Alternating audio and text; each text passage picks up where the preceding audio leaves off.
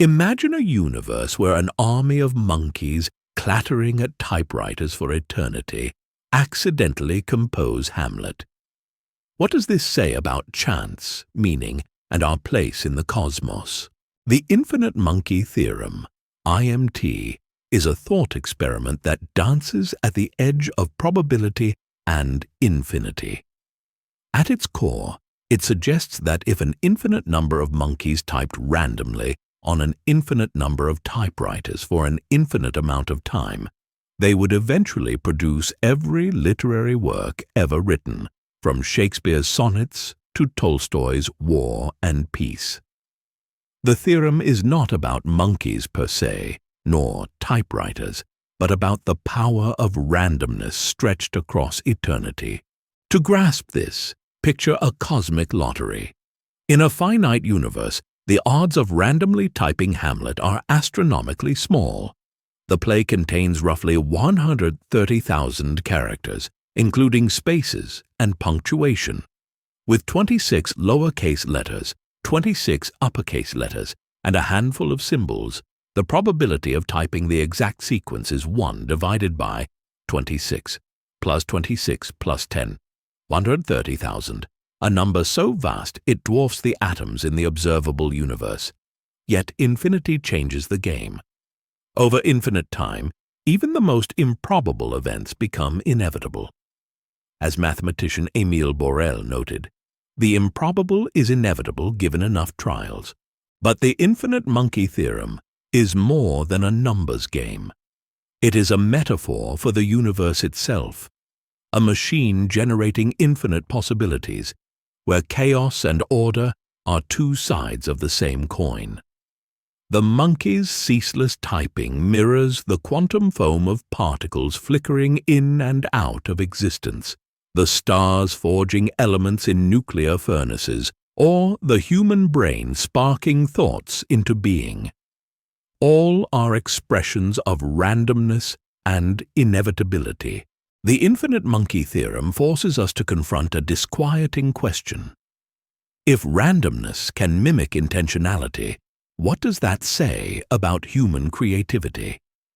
When the monkeys finally type Hamlet, their achievement is indistinguishable from Shakespeare's. Does this trivialize art, reducing it to a statistical fluke? Or does it reveal art's fragility, the idea that meaning is a temporary pattern in a sea of noise? Consider the paradox here. Art thrives on intentionality. A poet agonizes over syllables. A composer refines a melody. Yet the IMT suggests that intentionality is irrelevant in the grand scheme. Given infinite time, even the most profound human creations are inevitable, no more special than a typo-riddled page. This tension between purpose and accident echoes Camus' myth of Sisyphus, where the absurdity of rolling a boulder uphill mirrors the futility of seeking meaning in a chaotic universe. But perhaps the theorem also offers a strange comfort. If the monkeys can write Hamlet, then beauty and meaning are not illusions. They are patterns that emerge from chaos. Human creativity becomes a microcosm of the universe's own generative power. We are not fighting against randomness but participating in it, shaping its raw output into something transcendent. But what happens when we zoom out further? What if the universe itself is a kind of typewriter, and we're the monkeys trying to decode its meaning? Let's explore. To fully appreciate the IMT's implications, we must reframe our understanding of existence. The universe, in many ways, resembles a typewriter. Its keys are the fundamental laws of physics, quantum fluctuations, gravitational forces, chemical reactions that combine and recombine in endless permutations. Just as the monkeys type letters, the cosmos types galaxies, stars, and life. Consider the formation of our solar system. Over billions of years, gas and dust coalesced into planets, one of which harbored the precise conditions for life. Was this intentional? Or was it the universe's equivalent of a monkey typing Hamlet? a rare but inevitable outcome in an infinite cosmic lottery. This perspective blurs the line between purpose and accident. If the universe's creativity is rooted in randomness, then human consciousness, the very tool we use to ponder these questions, is itself a product of the same chaotic process. We are both the typists and the typed, the observers and the observed. Yet the Infinite Monkey Theorem also hints at meaning's fragility. Imagine a monkey typing Hamlet but lacking the awareness to recognize it. The text exists, but without a mind to interpret it, it remains meaningless.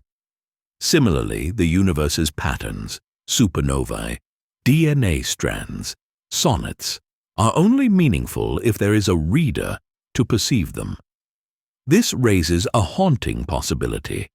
Without consciousness, does the universe's infinite creativity vanish into silence? Humanity's role, then, is not to create meaning from nothing, but to discover it in the noise. We are the readers of the cosmic text, the ones who pause to marvel at a starry sky or weep at a Shakespearean tragedy. The Infinite Monkey Theorem does not trivialize art. It underscores its necessity.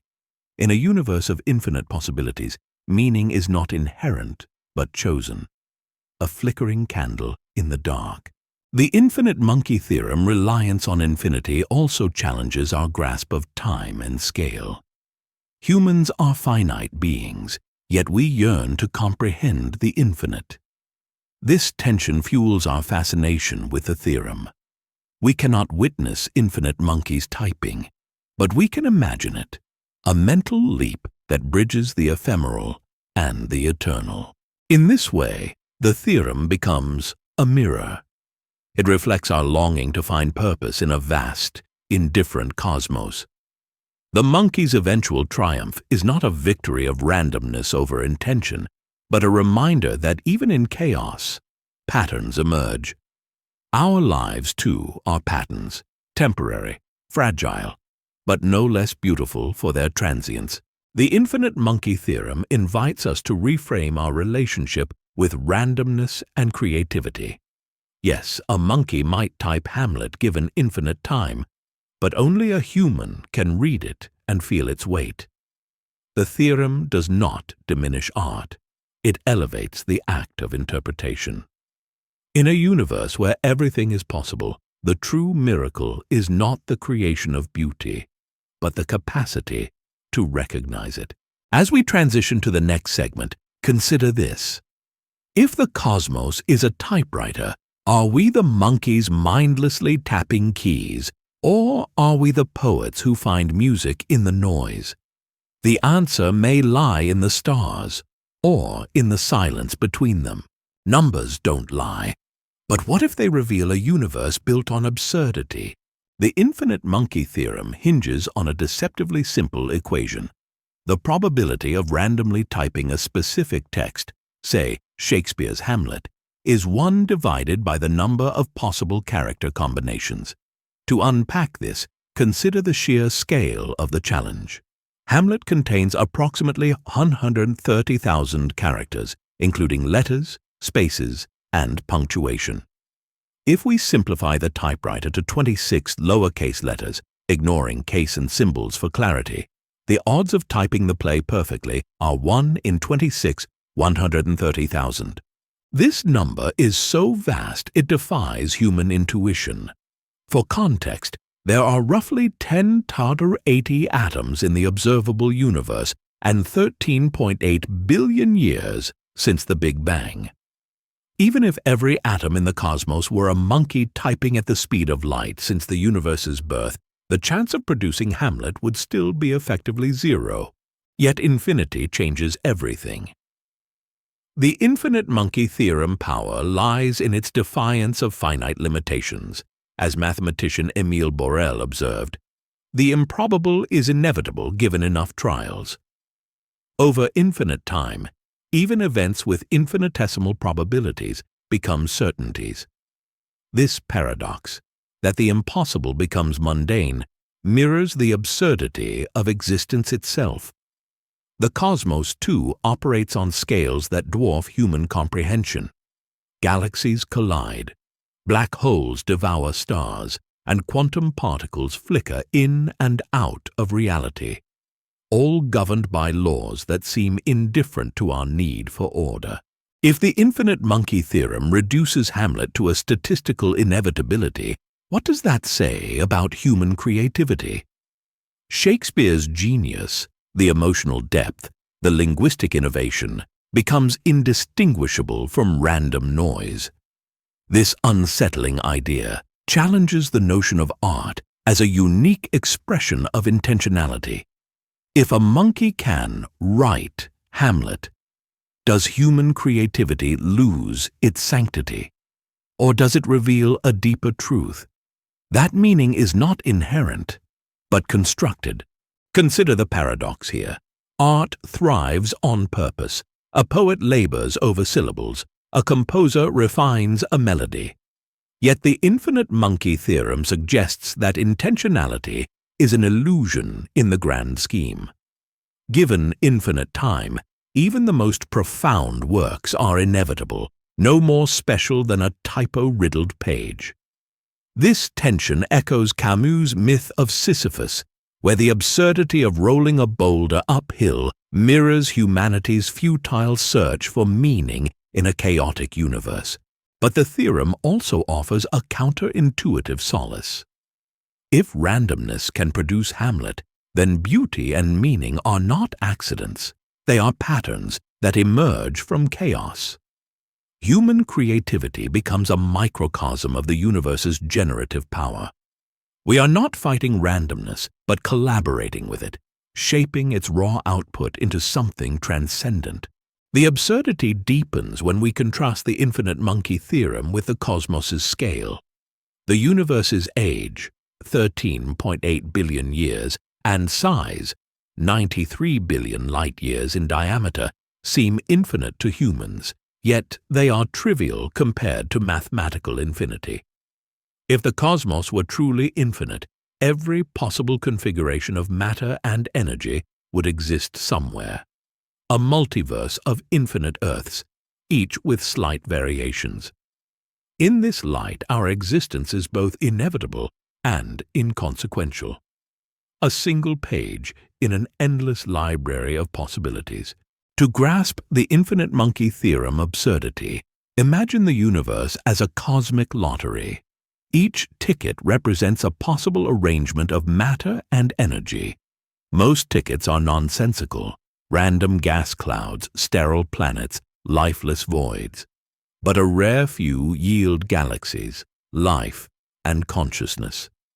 The IMT mirrors this process. Most of the monkey's output is gibberish, but given infinity, Hamlet emerges. Yet the analogy falters. The cosmic lottery has no winning ticket, no inherent goal or purpose. Life is not a prize, but a transient pattern in the noise. This realization underscores the theorem's existential weight.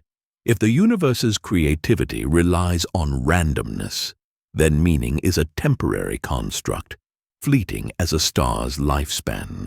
Consider the Fermi paradox. If the universe is infinite, why is there no evidence of alien civilizations? The Infinite Monkey Theorem suggests an answer. Intelligence may be a statistical fluke so rare that it vanishes into the cosmic noise. Humanity's existence could be a 1 in 10/100 anomaly, a typo in the cosmic manuscript that briefly flickers before dissolving into entropy. The Infinite Monkey Theorem also exposes the limits of human cognition. Our brains evolved to navigate finite, local environments, not infinite abstract spaces. We grasp 10^80 atoms or 13.8 billion years, but infinity dissolves these categories. As physicist Richard Feynman said, infinity is a very long time, especially towards the end. This cognitive dissonance fuels our discomfort with the theorem. We crave narratives of purpose, yet the Infinite Monkey Theorem reduces existence to a game of chance. The tension between math and meaning is the heart of cosmic absurdity. the conflict between our hunger for significance and the universe's indifference. Yet humans crave purpose. This tension between cold math and our hunger for significance is the heart of cosmic absurdity. Let's dive deeper. What if the universe isn't just indifferent to us? It's laughing at our attempts to understand it. Cosmic absurdity is the unsettling recognition that the universe lacks inherent meaning, yet humans persist in seeking it. This idea finds vivid expression in Thomas Hardy's Tess of the d'Urbervilles, where the protagonist, Tess, is crushed by forces beyond her control, forces that seem almost malicious in their indifference. Hardy paints a cosmos that mocks human striving, where fate is not a grand design, but a series of cruel coincidences. Tess's tragic arc, her rape, her social ostracization, her eventual execution, unfolds against a backdrop of natural beauty, indifferent to her suffering. The stars regard her with cold indifference, and the seasons change without heed to her despair. This literary vision aligns with Albert Camus' philosophy of the absurd, which posits that humanity's quest for meaning clashes with a silent, chaotic universe. Camus famously wrote, "The world is neither meaningful nor absurd. It is." For Camus, absurdity arises not from the universe itself, but from the human need to impose order on it. The absurd hero, like Sisyphus condemned to roll a boulder uphill eternally, finds liberation in accepting meaninglessness. Hardy's cosmic absurdity and Camus' absurd share a core premise. The universe is not malevolent, but it is unknowable and unconcerned. The laughter we sense is not malicious, but the hollow echo of our own futile questions. The concept of cosmic absurdity dismantles the notion of linear progress. If the universe lacks inherent purpose, then humanity's achievements, scientific, artistic, moral, are temporary constructs, not steps toward a grand destiny. Consider the Fermi paradox. If the cosmos is infinite, why is there no evidence of alien civilizations? One answer lies in the absurdity of existence itself. Intelligence may be a statistical fluke, a fleeting spark in the cosmic dark. This challenges the Enlightenment ideal of progress. If all human endeavors are transient, what is the point of striving? Yet here lies the paradox. Embracing absurdity can be liberating. Camus argued that acknowledging the absurd allows us to live more fully, unshackled from illusions of cosmic purpose. Like Tess, who briefly finds joy in fleeting moments of love and connection, we can create meaning in the face of meaninglessness. But liberation is not easy. Hardy's novels are steeped in despair, reflecting the existential dread of a universe that shrugs at human pain. Tess's execution, her life reduced to a miserable casualty in the eyes of society, mirrors the absurdity of seeking justice in an indifferent world. Similarly, Camus' absurd hero finds freedom only by rebelling against the silence, choosing to create meaning despite the void. To fully grasp cosmic absurdity, imagine the universe as an antagonist, not a sentient foe, but a vast, impersonal machine that grinds human aspirations to dust. Hardy captures this in Tess through recurring motifs of entrapment.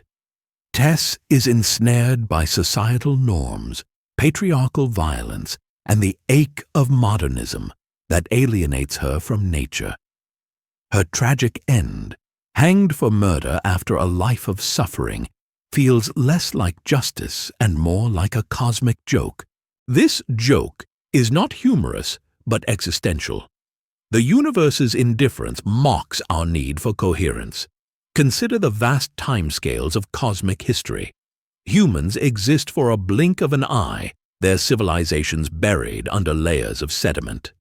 The dinosaurs thrived for 165 million years, only to perish in a cataclysm. What meaning could such events hold?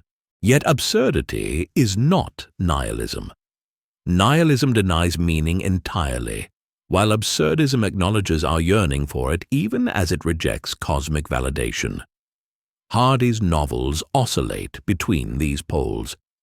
Tess's beauty and resilience suggest a defiance of absurdity, a refusal to succumb to despair. Similarly, Camus' absurd hero embraces life's fleetingness, finding joy in rebellion. Art becomes a battleground for meaning in a meaningless cosmos. Hardy's lush descriptions of Wessex landscapes contrast with Tess's suffering, creating a tension between beauty and brutality. This mirrors the human condition. We create art to impose order on chaos, even as the universe undermines it. Camus saw art as an act of rebellion. Writing the myth of Sisyphus, he transformed existential despair into a manifesto for living. Similarly, Hardy's novels, though bleak, assert the value of individual experience against cosmic indifference. The act of storytelling itself becomes a defiance of absurdity, a way to carve meaning from silence. Infinity should mean everything is possible. So why does it often feel like nothing matters? The Infinite Monkey Theorem, IMT, and multiverse theories share a common premise. In an infinite cosmos, all possibilities manifest. The IMT posits that infinite monkeys typing for eternity will eventually produce every literary work, while multiverse theories suggest infinite parallel universes where every quantum outcome occurs. Yet this mathematical certainty clashes violently with human intuition. We navigate a finite world where choices feel consequential and outcomes are constrained by time and physics. Infinity, however, erases these boundaries. Jorge Luis Borges' Library of Babel captures this paradox vividly. The library contains every possible 410-page book of a certain format, with every combination of letters, spaces, and punctuation. Within its shelves are works of genius, Hamlet, the true history of the universe, and endless volumes of gibberish. The library is a metaphor for infinity, a realm where everything exists but meaning dissolves into noise. Like the IMT's monkeys, the library's authors are randomness itself. Yet human visitors to the library feel only despair, overwhelmed by the futility of searching for sense in chaos. If all possibilities exist, does choice become an illusion?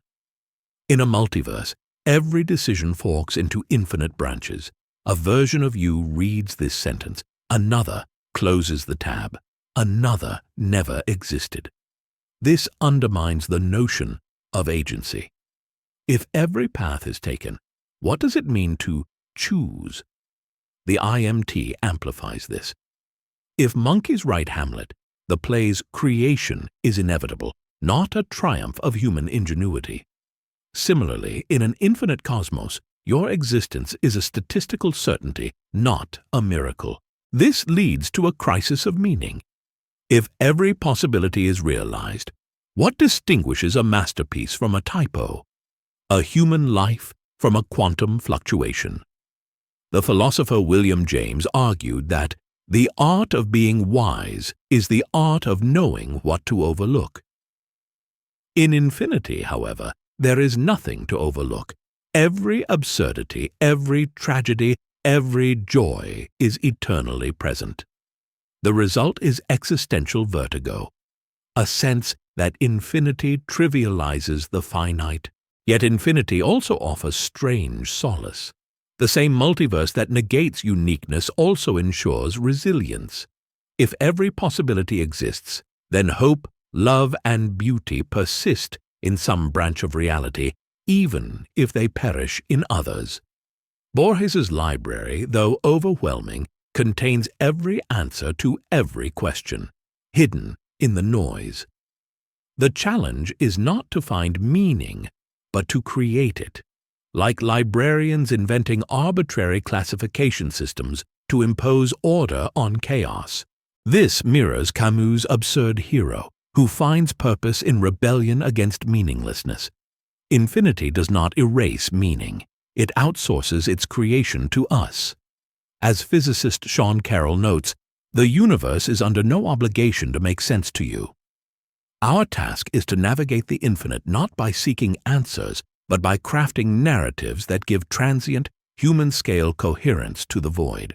To grasp the paradox of infinite possibility, consider the Library of Babel as a microcosm of existence. Each book represents a universe, a timeline, a choice, a quantum state. Wander its halls, and you encounter every poem, every scientific treatise, every diary of a soul long dead. But you also face infinite permutations of nonsense. Feichel, cat, cat, cat, I am a walrus, repeated ad infinitum. The library's horror lies not in its vastness, but in its indifference. It does not judge Hamlet superior to a page of gibberish. To the cosmos, all possibilities are equal. This equality strips life of hierarchy. In a multiverse, a universe where humanity thrives is no more valuable than one where it is obliterated.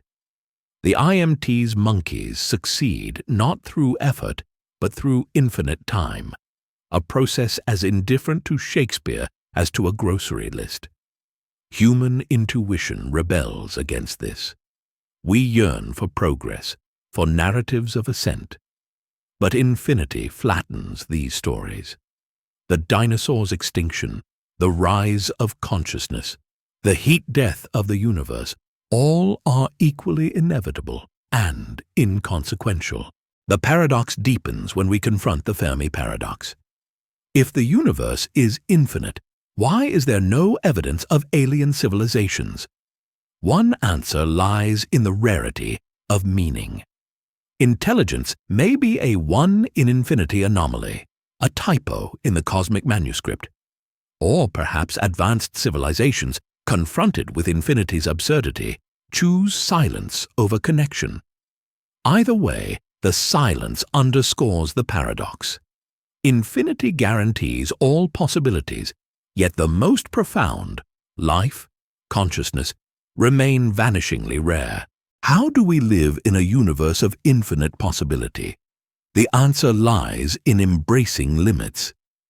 Human cognition, though finite, is uniquely capable of abstract thought. We impose structure on chaos through art, science, and ethics, acts of defiance against the void. The key is to recognize that meaning is a process, not a discovery. Like Borges's librarians, we build systems to navigate the infinite, knowing they are arbitrary yet necessary. The paradox of infinite possibility thus becomes a mirror. It reflects our terror of insignificance and our capacity for creation. As Camus wrote, "The struggle itself toward the heights is enough to fill a man's heart." Infinity may negate uniqueness, but it cannot negate the act of striving. If the universe is infinite, where is everyone? Fermi's paradox crystallizes the tension between the probability of extraterrestrial life and the absence of evidence for it. The paradox is named after physicist Enrico Fermi, who reportedly asked during a 1950 lunchtime conversation, "Where are they?" His question emerged from a straightforward premise. Given the universe's age, 13.8 billion years, and vastness, billions of galaxies, each with billions of stars, advanced civilizations should have arisen countless times. Yet, despite decades of searching, we have detected no signs of alien life, no signals, no artifacts, no evidence of cosmic engineering. This silence clashes starkly with the logic of the Infinite Monkey Theorem, IMT. If infinite monkeys typing for eternity will inevitably produce Hamlet, then an infinite universe should inevitably produce intelligent life. The Drake equation, which estimates the number of communicative civilizations in the Milky Way, suggests that even with conservative assumptions, we should not be alone. Yet the stars remain silent. The Great Filter hypothesis attempts to resolve this contradiction. Proposed by economist Robin Hanson, it posits that there is some stage in the evolution of life that is overwhelmingly unlikely to be surpassed. This filter could lie in the past, e.g., abiogenesis is rare, or complex life is a fluke, or the future, e.g., advanced civilizations inevitably destroy themselves. If the filter is ahead of us, humanity's survival is improbable. If behind us, we might be among the first or only intelligent beings in the cosmos. The silence of the stars raises a haunting question. Is cosmic emptiness proof of absurdity, or a warning? If the great filter lies in the past, Fermi's paradox aligns with the Infinite Monkey Theorem in difference. Just as the monkey's Hamlet is a statistical inevitability over infinite time, intelligent life might be so rare that we are effectively alone in our cosmic neighborhood. This would mean the universe is not hostile, but empty, its vastness a canvas for chance rather than intention. Yet this explanation feels unsatisfying. Humans yearn for connection. The idea that we are cosmically solitary contradicts our intuition of life's resilience. A darker possibility is that the great filter lies in our future. Perhaps advanced civilizations inevitably trigger their own extinction through nuclear war, runaway AI, or environmental collapse. This would explain the silence. Intelligence emerges often, but is short-lived. The Infinite Monkey Theorem, promise of inevitability, collapses here. Even if Hamlet is typed, the monkey's triumph is fleeting, a metaphor for civilizations that flame out before making contact. The paradox also intersects with cosmic absurdity. If the universe is indifferent to life, then the silence is not a mystery, but a feature. Camus' absurd hero grappling with a mute cosmos mirrors humanity's search for signals that never come. The star's silence becomes a metaphor for existential futility. We seek meaning in a void that cannot answer. Yet some scientists argue the paradox is illusory. Perhaps alien civilizations exist but remain undetectable, using technologies beyond our comprehension, or avoiding contact intentionally. Others propose that life's emergence is not as probable as the Drake equation assumes. Astrobiologist David Grinspoon notes, "We have no idea how lucky we are." If abiogenesis is extraordinarily rare, the great filter is behind us, and the universe's silence reflects the fragility of life itself. To grasp the paradox's weight, imagine the universe as a library akin to Borges's Library of Babel. But instead of books, it contains civilizations. Most shelves are empty. A few hold societies that flickered briefly before vanishing. We wander the aisles, listening for echoes, but hear only the hum of stars. This metaphor underscores the paradox's existential stakes. If the great filter is ahead of us, humanity's story is likely tragic. Our search for extraterrestrial life becomes a search for our own fate, a cosmic mirror reflecting our potential extinction. Conversely, if the filter is behind us, our loneliness becomes a burden. We are the sole authors of meaning in a universe that cannot read our work. The Fermi paradox also challenges anthropocentrism. Humans assume intelligence is a pinnacle, but evolution favors adaptation, not transcendence. Dinosaurs thrived for 165 million years without developing radios or spaceships. Perhaps intelligence is a fleeting anomaly, not a cosmic inevitability. Even the act of searching is fraught. The SETI Institute scans the skies for signals, yet the Infinite Monkey Theorem suggests that if aliens exist, their messages might be indistinguishable from noise. a cosmic version of the monkey's gibberish. The silence could be a statistical inevitability. In an infinite universe, the odds of two civilizations overlapping in time and space are vanishingly small. Fermi's paradox forces us to confront the limits of human perception. The universe's timescales dwarf our own. Civilizations might rise and fall in the blink of a cosmic eye, their signals crossing space long after they perish. Consider a galaxy 100,000 light-years wide. A signal from its farthest edge would take 100,000 years to reach us. By the time we detect it, the civilization may be extinct. This temporal chasm amplifies the absurdity. We measure progress in years, but the cosmos operates in eons.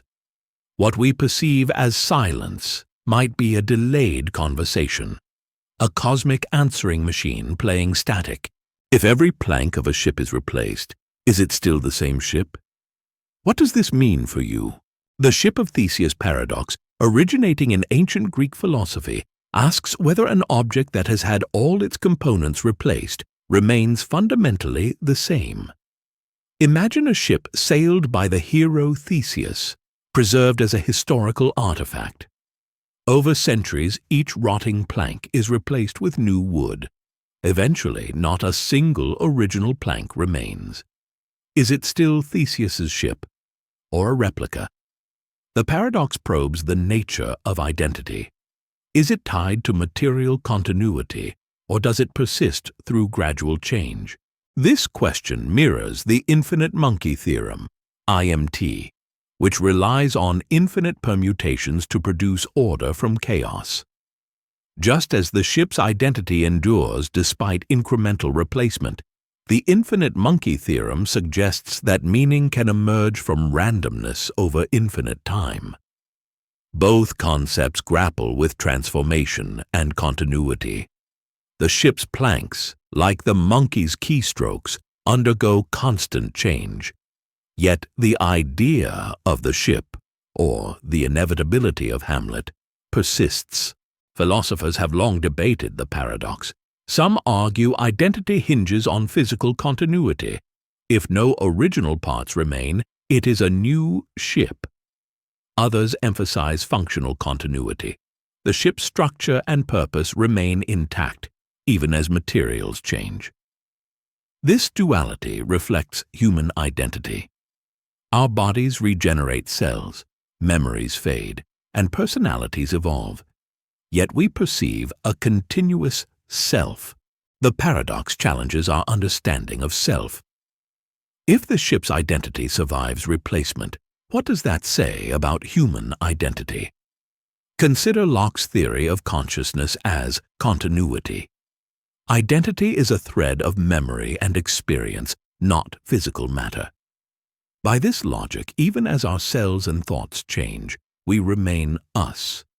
Yet the ship of Theseus complicates this. If every component is replaced, does the ship's essence linger? Or is it a hollow shell? This tension mirrors the Infinite Monkey Theorem absurdity. If infinite monkeys type Hamlet, the play's meaning is preserved, but its creation is accidental. Similarly, human identity might be a temporary pattern in a sea of change, a vessel whose planks are experiences, relationships, and choices. The paradox suggests that identity is a process, not a fixed entity. We are never truly static. We are always becoming. Legacy and purpose grow murky in this light. If Theseus's ship is dismantled and rebuilt, who owns its history? The original Athenians? The craftsmen who replaced its planks? Similarly, how do we anchor our legacy if our identity shifts over time? A person who transforms through trauma, growth, or reinvention may feel disconnected from their past self. The Infinite Monkey Theorem amplifies this. In an infinite universe, every version of you exists simultaneously, a spectrum of possibilities. Yet the paradox offers solace. If identity is fluid, it becomes adaptable. Like the ship surviving storms by replacing planks, humans endure by embracing change. Camus' absurd hero thrives not by resisting meaninglessness, but by creating meaning through rebellion. The ship of Theseus, then, is not a riddle to solve, but a metaphor for resilience. Identity persists not because it is unchanging, but because it adapts. To grasp the paradox's depth, imagine identity as a palimpsest, a manuscript overwritten countless times, yet retaining traces of its past. Each decision, relationship, or trauma etches new lines over old ones. The ship of Theseus, too, is a palimpsest. New wood covers old grain, but the ship's form endures. This mirrors the Infinite Monkey Theorem, infinite permutations. The monkey's typing is a palimpsest of gibberish overwritten by fleeting coherence. Similarly, human identity is a palimpsest of experiences, each layer altering but not erasing the whole. The philosopher Heraclitus claimed, "No man steps in the same river twice," yet we still call it a river. Identity, like the river, is a dynamic equilibrium. The paradox also intersects with modern dilemmas. Consider organ transplants or neural implants. If a person replaces biological parts with synthetic ones, are they the same person? Or digital avatars? As they evolve with user input, do they retain their original identity? These questions echo the ship of Theseus, challenging us to define where the self resides. Legacy becomes fraught in a universe of constant change.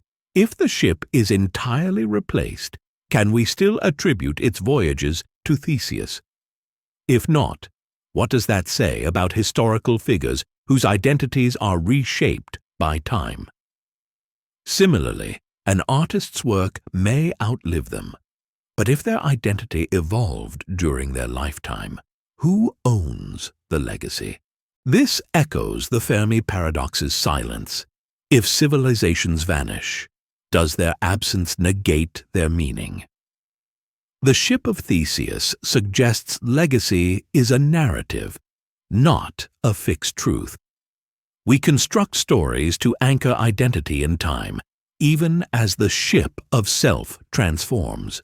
Why does too much familiarity with the cosmos feel wrong? The uncanny valley, a term coined by roboticist Masahiro Mori, describes the discomfort humans feel when confronted with entities that appear almost, but not exactly, human. A robot with lifelike skin and jerky movements, a CGI character with flawless features yet hollow eyes, or a voice assistant that mimics empathy without understanding it, all trigger a visceral unease. This phenomenon is not merely aesthetic, it is existential. The valley emerges when the familiar and unfamiliar collide, creating cognitive dissonance. Now, transpose this concept to the cosmos. The universe operates with clockwork precision. Celestial bodies orbit in predictable patterns, physical laws govern matter, and evolution crafts intricate life forms. Yet, these systems lack intention. Stars burn without purpose. DNA replicates without desire. Galaxies spiral without meaning. The universe feels almost designed, almost purposeful, but not quite. A cosmic near miss that mirrors the uncanny valley. This tension amplifies when we confront quantum mechanics or multiverse theories. Particles exist in superposition until observed, and infinite universes might contain every possible version of you. These ideas flirt with intentionality, a cosmos that seems to compute, simulate, or iterate, yet remain fundamentally alien. Like the near-human robot, the universe's order feels like a rehearsal for meaning, not meaning itself.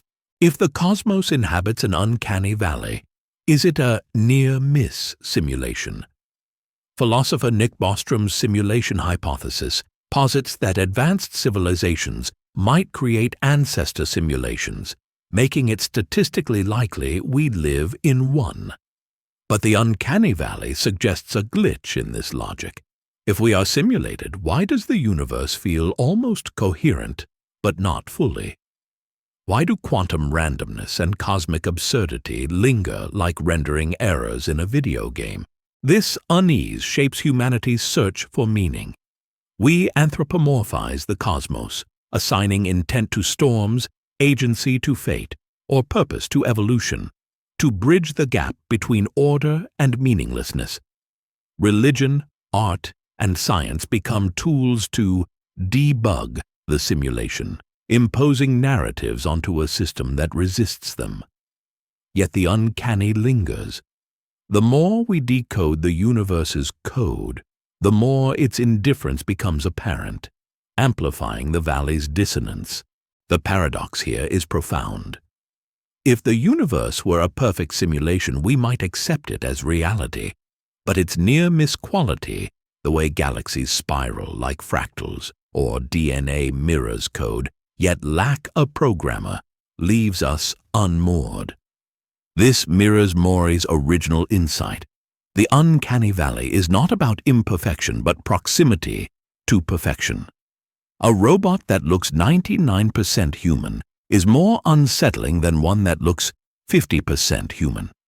Similarly, a universe that mimics design without a designer is more existentially destabilizing than one that is purely chaotic. To grasp the uncanny valley of existence, consider a thought experiment. Imagine encountering an AI that writes poetry indistinguishable from Shakespeare's sonnets. At first, you marvel at its creativity until you realize it has no consciousness, no capacity to feel love or loss. The poetry becomes uncanny, a perfect replica of human expression, devoid of humanity. The universe evokes similar dissonance.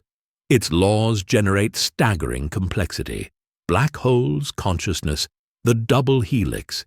Yet these phenomena lack a why. They simply are. This absence of purpose feels like a glitch. As physicist Steven Weinberg wrote, "The more the universe seems comprehensible, the more it also seems pointless."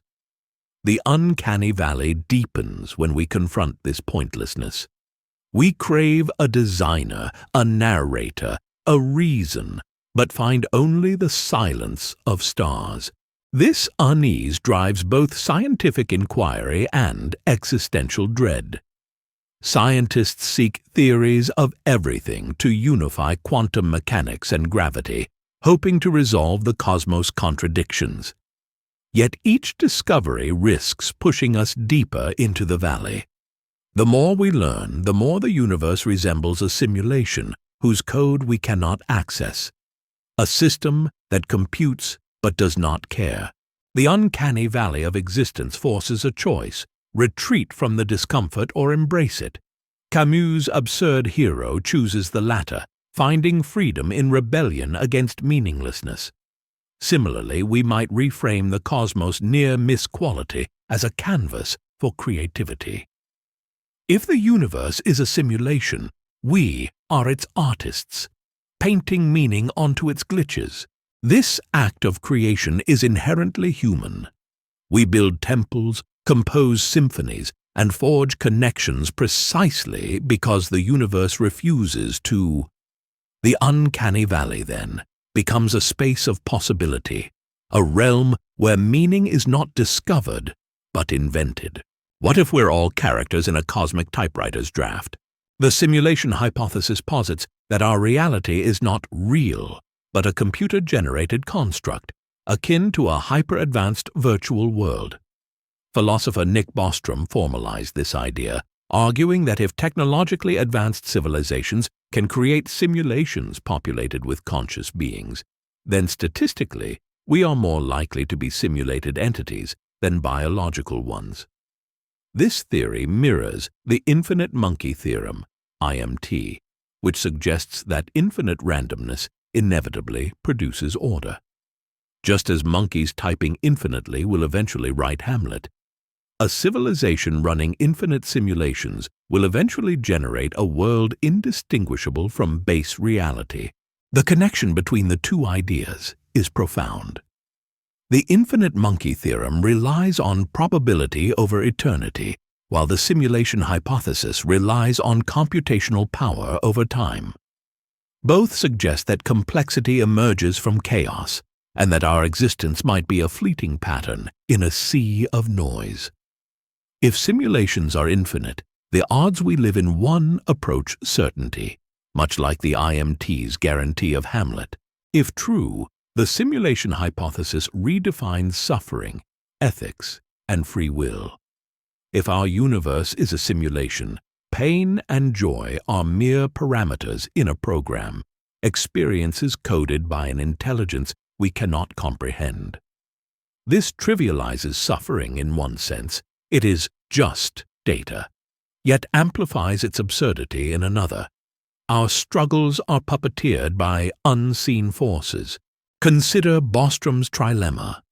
Either civilizations go extinct before achieving simulation technology, they choose not to run simulations, or we are almost certainly in a simulation. If the third option holds, human agency is an illusion, a script executed by cosmic programmers. Yet this clashes with our visceral sense of choice and consequence. The hypothesis also echoes cosmic absurdity. If we are simulated, the universe's purpose is arbitrary, a game designed for reasons unknowable to us. This mirrors the Infinite Monkey Theorem monkeys, whose accidental Hamlet lacks intent but mirrors human creativity. The absurdity lies in the dissonance. We feel real, yet might be constructs in a cosmic experiment. To grasp the hypothesis's implications, imagine a simulation designed to study suffering. The programmers might tweak variables, war, disease, love, to observe outcomes. To the simulated beings, these events feel visceral, even sacred. Yet their agony is a data point, their triumphs a subroutine. This mirrors the Infinite Monkey Theorem monkeys. Their gibberish becomes art only when observed. Without a reader, Hamlet is meaningless. Without a programmer, suffering is purposeless. The hypothesis also destabilizes science. If reality is a simulation, physical laws are malleable code. The speed of light, quantum mechanics, even mathematics, could these be rules imposed by the simulation's architecture? Scientists might spend lifetimes deciphering code they cannot access, their discoveries mere glimpses into the programmer's design. Yet the hypothesis is not purely nihilistic. If we are simulated, it implies a creator, or at least a creator civilization, with intentions. This echoes religious impulses, replacing gods with programmers. The search for meaning becomes a quest to decode the simulation's purpose, even if that purpose is beyond our grasp. If we are simulated, does morality matter? If suffering is programmed, is it real? Philosopher David Chalmers argues that simulated consciousness would experience pain as vividly as biological minds, making ethics in a simulation no less urgent. Yet this raises a chilling possibility. Our programmers might view us as NPCs, non-player characters, their experiments indifferent to our agony. This tension mirrors the Infinite Monkey Theorem absurdity. If a monkey writes Hamlet, does the play's tragedy lose its power? If we are simulated, does our joy or pain lose its moral weight? The hypothesis forces us to confront the fragility of meaning. Our values, compassion, justice, love, are either programmed illusions or defiant acts of creation in a hollow cosmos. The Infinite Monkey Theorem, IMT, posits that infinite randomness will eventually produce all possible outcomes, including works of profound human significance, or profound horror. The hypothetical scenario of a monkey accidentally typing Mein Kampf, Adolf Hitler's manifesto of hate, forces us to confront a moral paradox. Can a creation born of pure chance carry ethical weight?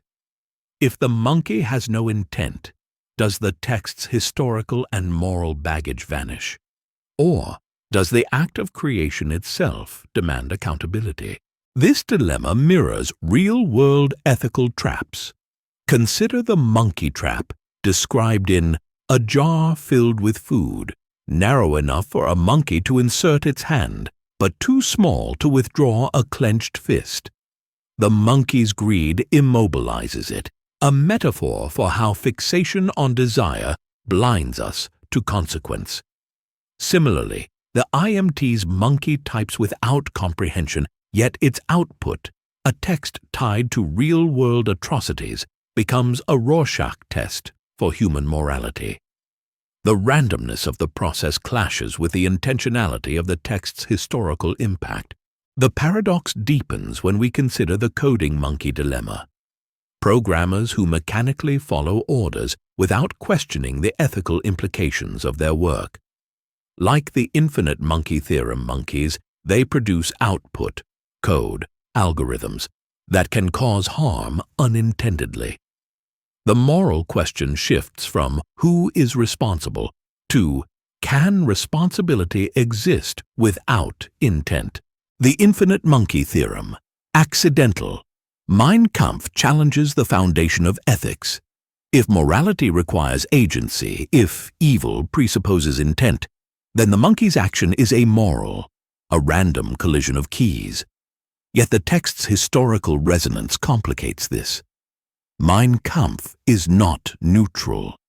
It is a symbol of hatred that shaped real-world suffering. Does its mere existence, even via chance, obligate us to assign blame? This tension echoes the Cassandra dilemma, where activists grapple with the ethical burden of foreseeing crises, e.g., climate collapse, but struggling to mobilize action. Like the Infinite Monkey Theorem monkeys, they operate in a system where outcomes feel inevitable, yet responsibility remains diffuse. The monkey typing hate speech parallels humanity's passive role in systemic injustices. We may not intend harm, but our inaction or complicity enables it. The simulation hypothesis amplifies this paradox. If we are simulated beings, our choices are pre-programmed, a cosmic script. Would a simulated Mein Kampf be less evil if its creation were coded into the simulation? Or does the horror lie in the text's real-world consequences independent of its origin? Yet this raises a haunting possibility. If all morality is human-made, does it lose its universality? If the monkeys type Mein Kampf in one universe and the Diary of Anne Frank in another, are both equally meaningless? The answer hinges on whether we view ethics as discovered or invented. The former implies an objective moral framework, even if the universe is indifferent, while the latter reduces morality to a survival tool. To navigate this paradox, consider The Monkey's Paw, a horror story where a magical artifact grants wishes with unintended consequences. The protagonist's wish for wealth results in their son's death, a gift twisted by cosmic indifference. The Infinite Monkey Theorem, accidental. Mein Kampf mirrors this, a gift of chance that carries catastrophic meaning. The story underscores that outcomes, not intentions, define morality, even in randomness. This aligns with game theory experiments, such as the prisoner's dilemma adapted for monkeys. When monkeys were taught to choose cooperative or selfish strategies, their decisions mirrored human behavior, suggesting that ethical frameworks can emerge from trial and error learning. The Infinite Monkey Theorem monkeys, however, lack this agency. Their choices are pure randomness, yet the outputs, like the prisoner's dilemma, reveal how systems can generate moral complexity. The dilemma also intersects with the floater's dilemma in primate societies. Owl monkeys navigating group territories balance proximity and avoidance, a dance of survival and social cohesion. Similarly, humans navigating cosmic absurdity must balance the recognition of randomness with the need to impose ethical order. Ultimately, the monkey's Mein Kampf is a mirror. It reflects humanity's struggle to reconcile randomness with responsibility. We cannot punish the monkey, but we can interrogate our own response. Do we dismiss the text as meaningless noise, or do we confront its legacy as a warning? This mirrors the zookeeper's dilemma. A zookeeper aiming a banana at a monkey must account for gravity and motion. The banana's trajectory is predictable, yet the monkey's survival instinct complicates the shot.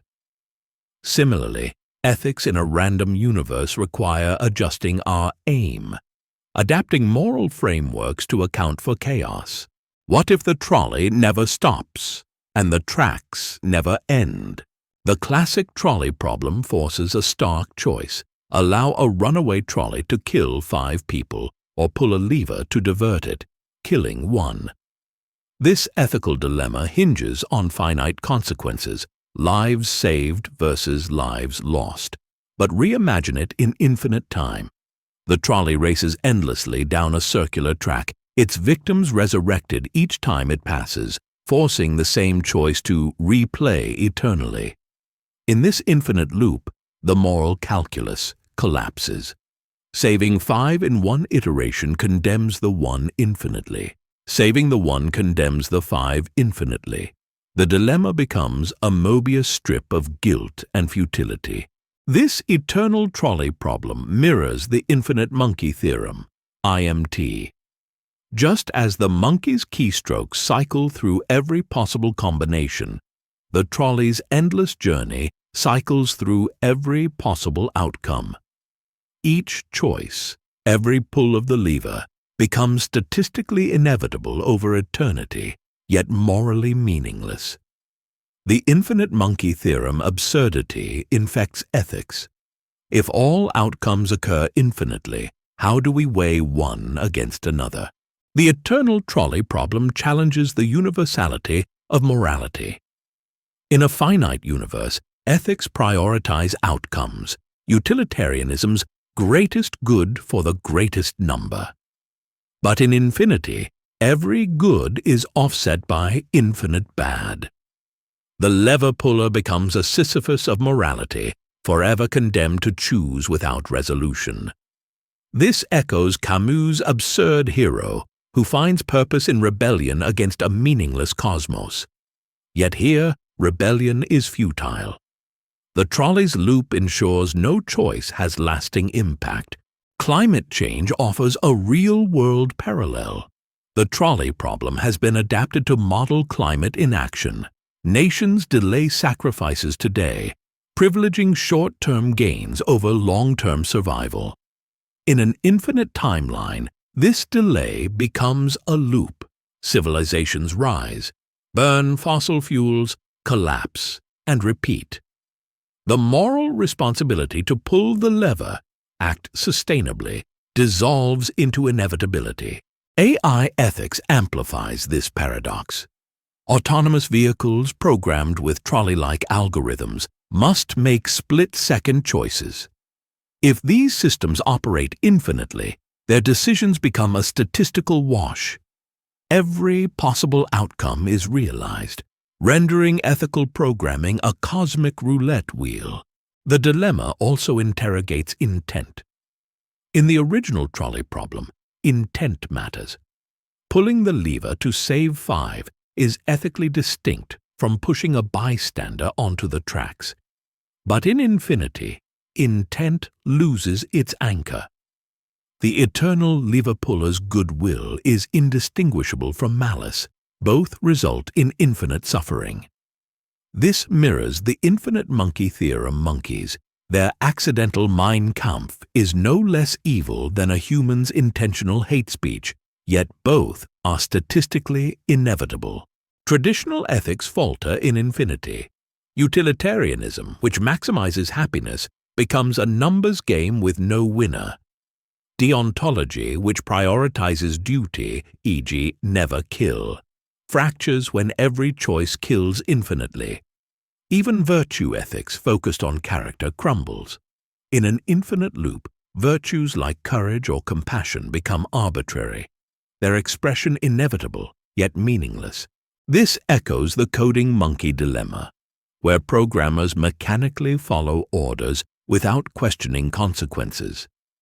In infinity, all ethical systems are reduced to code, algorithms cycling through permutations, devoid of purpose. The eternal trolley problem becomes a metaphor for moral nihilism. If all outcomes are inevitable, why choose at all? Yet humans resist this nihilism. The Cassandra dilemma, knowing disaster is inevitable yet striving to prevent it, mirrors the lever puller's futile persistence. We act as if choices matter, even in a universe where their impact is erased by infinity. This tension defines cosmic absurdity, the clash between our need for meaning and the universe's indifference. If morality is not universal, it must be local, a temporary construct within finite frames. The eternal trolley problem's horror lies in its erasure of locality. But in reality, humans operate within bounded contexts, lifetimes, societies, ecosystems. Our ethics are local because infinity is incomprehensible. We prioritize the present, the near, the knowable. This aligns with the zookeeper's dilemma, where aiming a banana at a monkey requires accounting for gravity and motion. Similarly, ethics must aim within the constraints of time and space. The eternal trolley problem is a philosophical extreme. Real-world morality thrives in the middle. What if every mistake the monkey makes spawns a new universe? Welcome to the multiverse of infinite second chances. The Infinite Monkey Theorem, IMT, and quantum immortality converge in a provocative dance of chance and infinity. Quantum immortality, a speculative interpretation of quantum mechanics, suggests that consciousness persists indefinitely by branching into parallel universes where survival is possible. This mirrors the IMT's monkeys, whose infinite typing generates every possible text, including Hamlet, across diverging timelines. In the Copenhagen interpretation, quantum events collapse into definite outcomes upon observation. But the many worlds interpretation posits that all outcomes occur, each branching into a separate universe. Applied to the IMT, this means every keystroke spawns new universes, one where the monkey types to be or not to be, another where it types advjikal, and countless others in between. Over eternity, these branches ensure that Hamlet is written and rewritten infinite times. Consciousness, too, might navigate these branches. Physicist Max Tegmark proposed that quantum immortality could mean subjective experience endures only in universes where survival occurs. Like the Infinite Monkey Theorem monkeys, whose success is inevitable across infinite trials, consciousness could persist indefinitely by hopping between branches where fatal outcomes are avoided. Quantum immortality transforms death into a cosmic joke. If every near-fatal event spawns a surviving branch, death becomes statistically impossible for the subjective self. This trivializes mortality.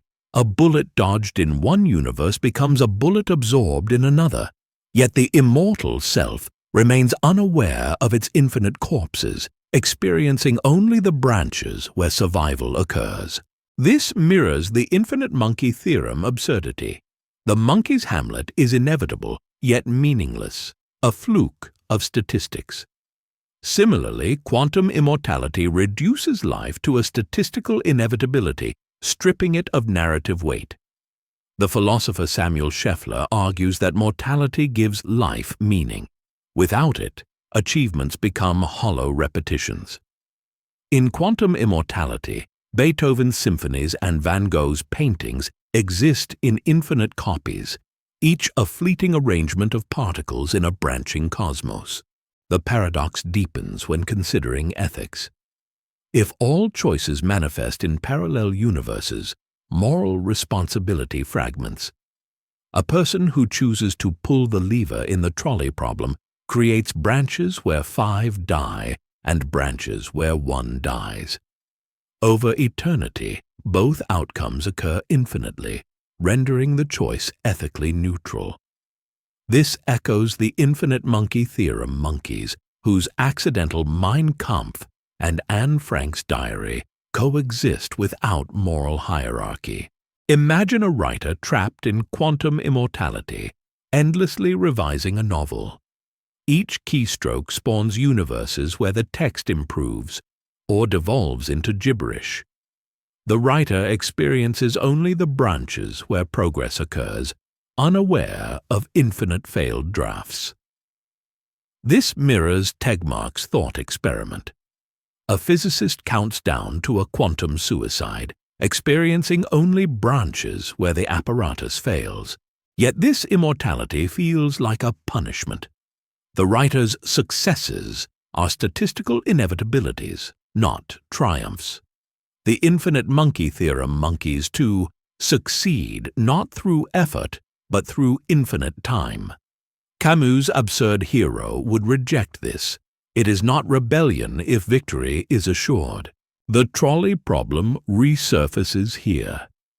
If a quantum immortal pulls the lever infinitely, they experience both outcomes, saving 5 and killing 1, ad infinitum. The moral weight dissolves into noise. Quantum immortality turns existence into a recursive loop. The Infinite Monkey Theorem monkeys type Hamlet, then untype it, then retype it ad infinitum. Similarly, quantum branches ensure that every life is lived, relived, and unlived. This mirrors Jorge Luis Borges' library of Babel, where every book exists in infinite copies, rendering uniqueness meaningless. The joke is on us. We seek purpose in a cosmos that recycles outcomes like a broken trolley. The Infinite Monkey Theorem. Monkeys laugh at our struggle to assign meaning to their gibberish. Are we among the first humans or the last? A math problem that predicts our extinction.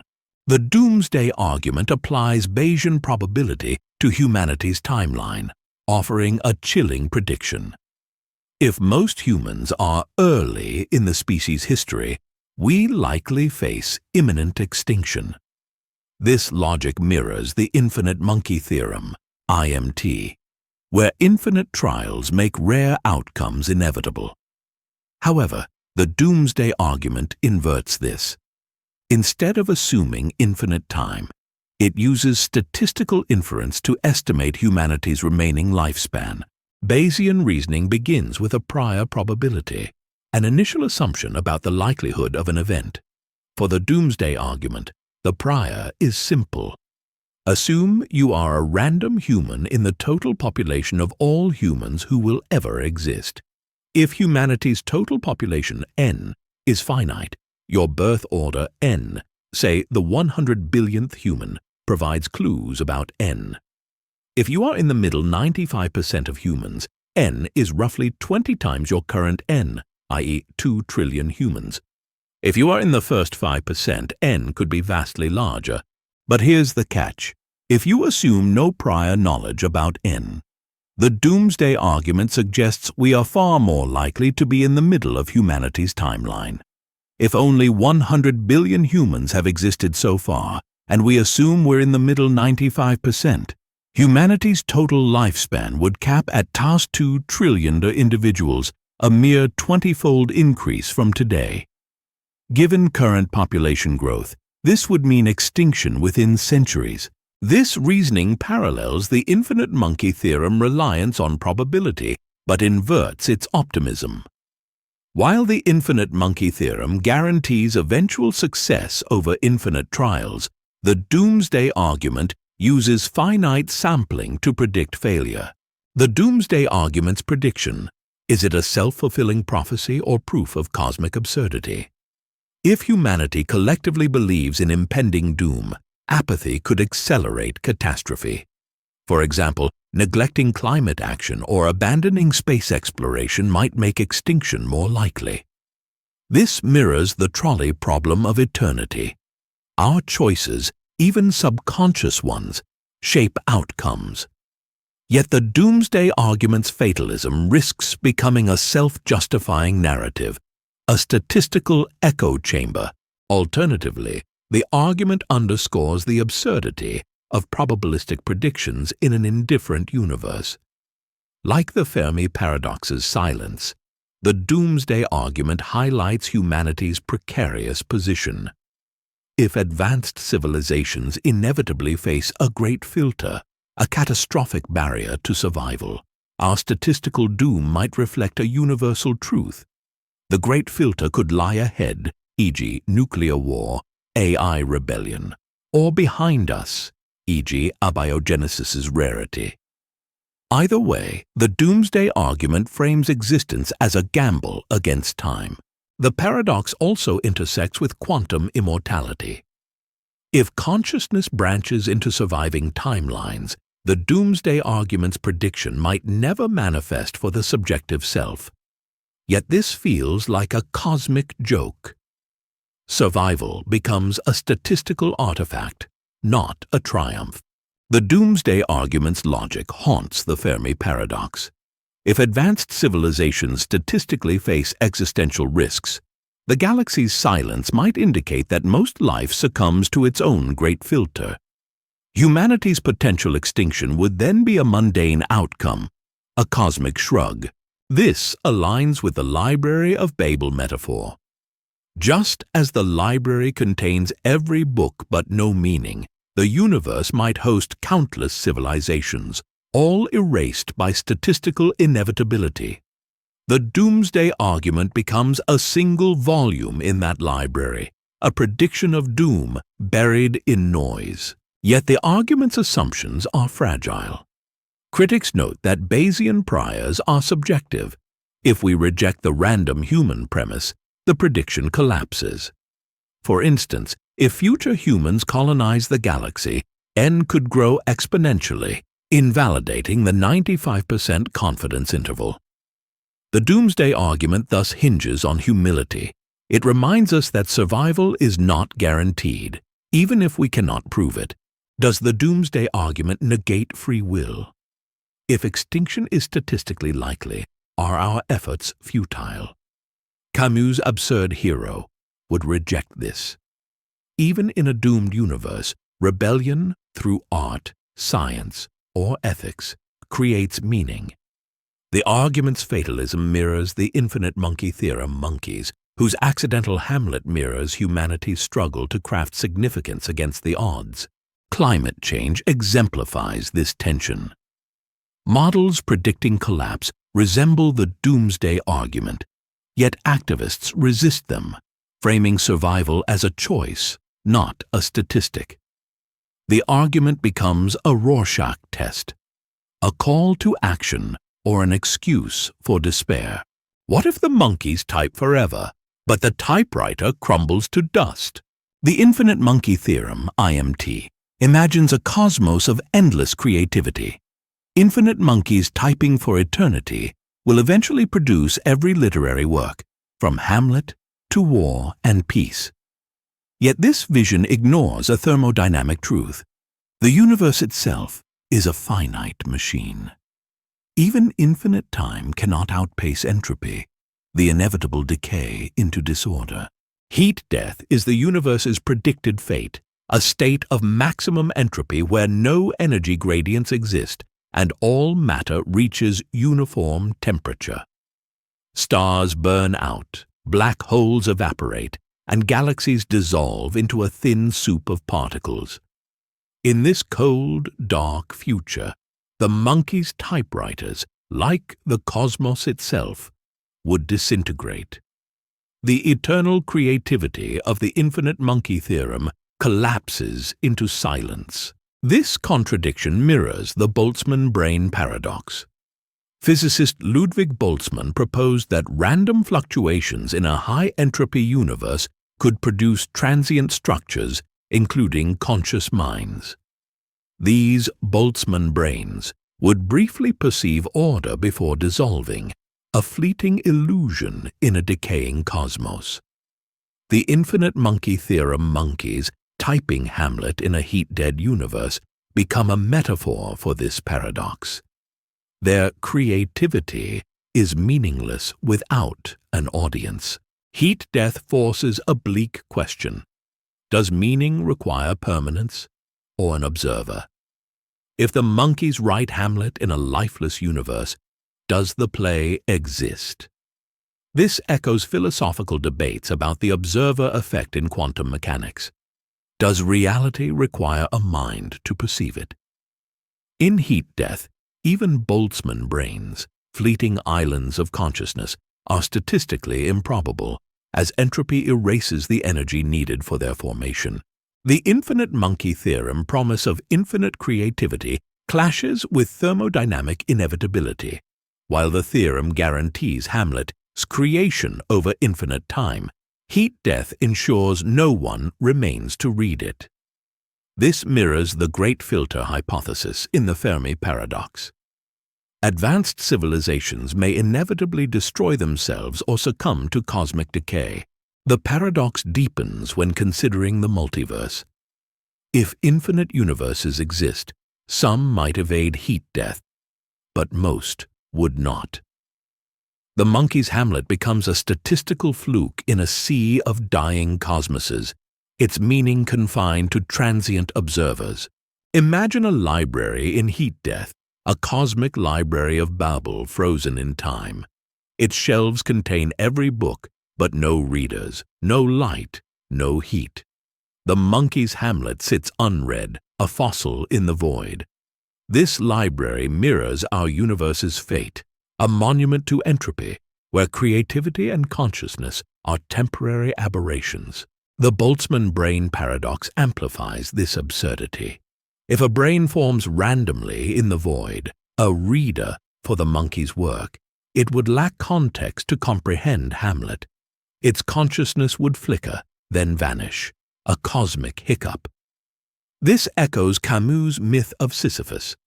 The struggle to create meaning in a meaningless universe is both futile and heroic. Even life itself resists entropy temporarily. Evolution, photosynthesis, and human innovation locally decrease disorder, but at the cost of accelerating the universe's overall decay. We are temporary eddies in a river flowing toward heat death. If heat death erases all traces of humanity, does legacy matter? The Infinite Monkey Theorem suggests that Hamlet's creation is inevitable, but heat death ensures its erasure. This mirrors the ship of Theseus paradox. If every component of a ship is replaced, is it the same ship? In heat death, even the ship's memory decays. Yet humans resist this nihilism. We build monuments, launch spacecraft, and encode data in DNA, all bids to outlast entropy. These acts mirror the monkey's typing, a defiance of decay, even if doomed. Is life a masterpiece of chance, or just a typo that survived? The Infinite Monkey Theorem, IMT, and natural selection share a paradoxical kinship. Both rely on randomness to produce order, yet their mechanisms differ starkly. The IMT posits that infinite monkeys typing for eternity will inevitably produce Hamlet. Evolution, however, succeeds not through infinite trials, but through ruthless pruning. Mutations, random genetic typos, are filtered by environmental pressures, discarding the gibberish of unfit traits while preserving rare strokes of coherence. Imagine a cosmic editor. The Infinite Monkey Theorem monkeys generate endless pages of nonsense, but evolution tears up 99.9% of their drafts. A mutation granting antibiotic resistance in bacteria, the streamlined shape of a dolphin's fin, or the human brain's capacity for abstract thought. These are the surviving fragments. Unlike the Infinite Monkey Theorem passive inevitability, evolution is an active sculptor, shaping life through famine, predation, and climate. This process mirrors the Boltzmann brain paradox, where random fluctuations in a high-entropy universe briefly form conscious entities. But while Boltzmann brains dissolve instantly, evolution's fluctuations persist through generations, refining chaos into complexity. The Infinite Monkey Theorem and evolution both grapple with the tension between randomness and purpose. If the IMT's monkeys write Hamlet, is it art or a statistical fluke? Similarly, if evolution crafts a human eye, is it design or a typo that survived 1 billion edits? The philosopher Daniel Dennett argues that evolution's blind process generates competence without comprehension. The eye, for instance, did not arise from a grand plan, but from incremental improvements to light-sensitive cells. This mirrors the Infinite Monkey Theorem monkeys. Their Hamlet is not intentional, but its coherence is no less real. Yet the difference lies in selection. Evolution discards 99.9% of mutations, while the Infinite Monkey Theorem monkeys type freely, their successes buried in noise. The paradox deepens when considering the great filter. If life is common in the universe, why is the cosmos silent? The filter could lie in evolution's brutality. Perhaps intelligence is a fluke, or civilizations inevitably destroy themselves. Evolution's success might be a cosmic anomaly, a typo that survives only to type its own demise. Evolution's creativity is built on waste. For every Hamlet, every adaptive trait, countless failures perish. This mirrors the Kafkaesque absurdity of existence, a universe that generates beauty through relentless destruction. Consider the peacock's tail. Its ornate plumage evolved not for survival, but for sexual selection, a costly signal that endangers the bird to predators. The tail is both a masterpiece and a joke, a symbol of life's paradoxical logic. This waste echoes the Infinite Monkey Theorem, infinite monkeys. Most of their output is discarded, yet the theorem focuses on the rare success. Evolution, too, is a numbers game.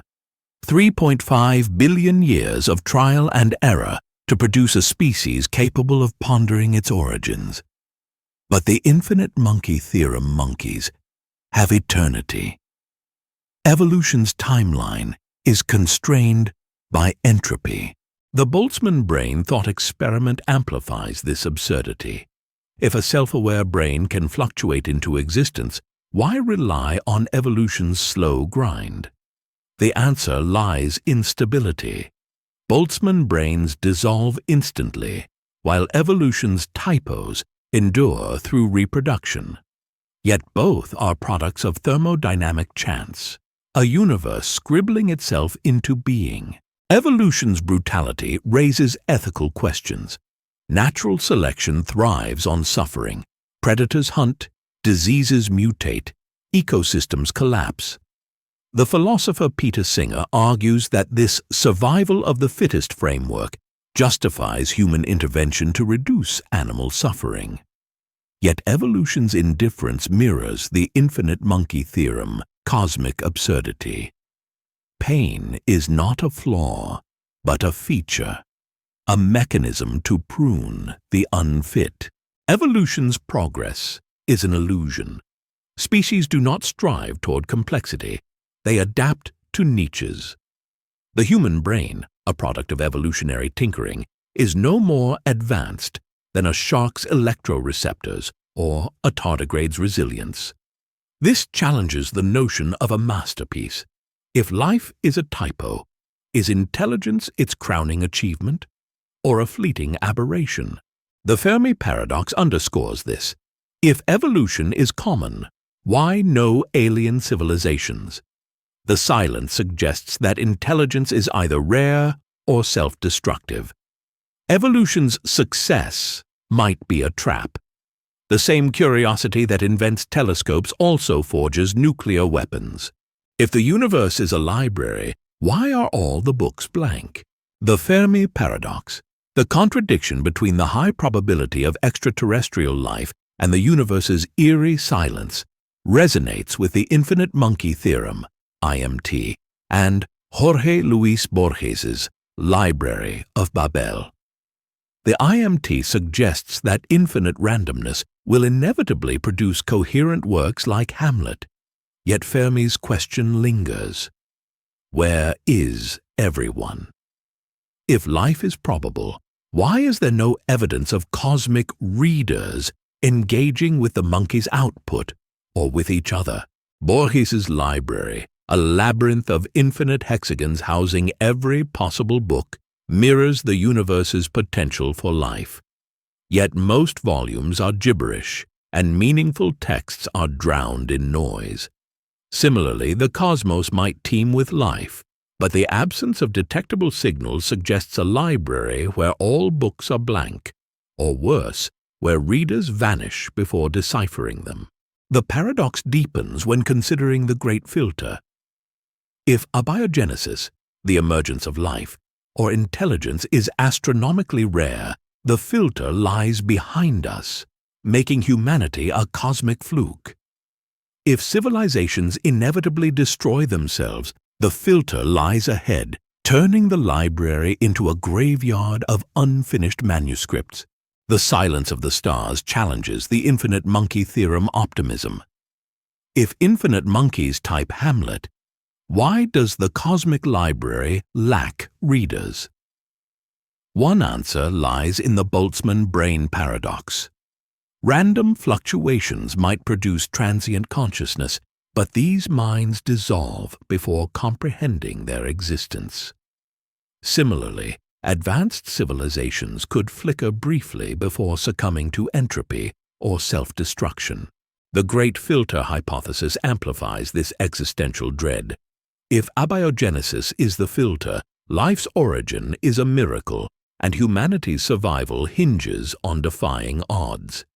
If the filter is technological maturity, nuclear war, runaway AI, or ecological collapse, then intelligence is a death sentence, a typo that corrects itself. This mirrors the Library of Babel's existential trap. Even if Hamlet exists in the library, its meaning collapses without a reader. The Fermi paradox's silence suggests the universe is either a library without patrons or a stage where actors vanish mid-sentence. Imagine a civilization detecting a signal from a distant star, a Hamlet in the void. But as they decode it, their own star dies, their message joining the cosmic noise. This mirrors the Trolley problem of eternity.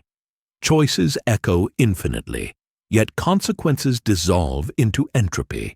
The coding monkey dilemma resurfaces here. Just as programmers might mechanically create systems without questioning ethics, civilizations might advance technologically without solving existential risks. The great filter becomes a line of code in a program no one wrote, or a trap no one anticipated. The Cassandra dilemma, knowing disaster is inevitable yet failing to prevent it, haunts this paradox. Climate change, pandemics, and AI risks mirror the filter's shadow. We type our Hamlet, technological progress, while the library crumbles, planetary decay. The Fermi paradox hinges on the observer effect.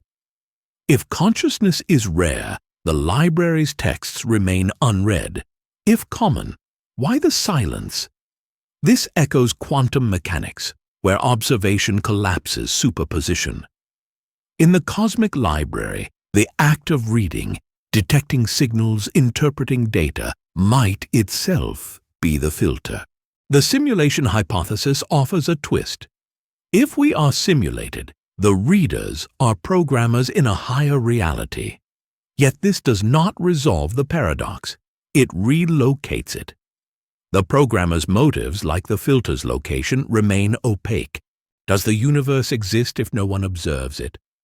Or is consciousness the reader of infinite possibilities?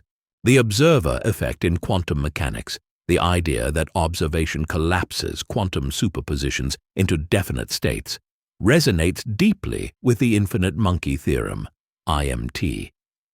Just as the monkey's endless typing produces coherent texts only when perceived, the universe's quantum fabric might require consciousness to read its possibilities into reality.